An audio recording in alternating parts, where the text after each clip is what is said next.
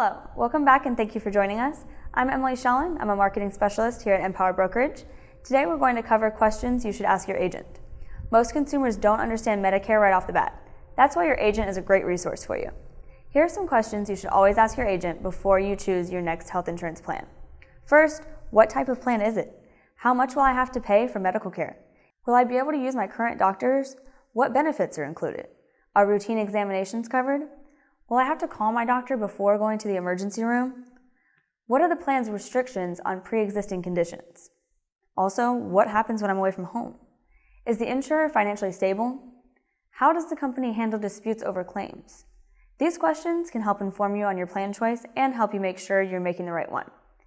That's all we have for you today. If you have any questions, please feel free to comment down below or give us a call at 888-539-1633.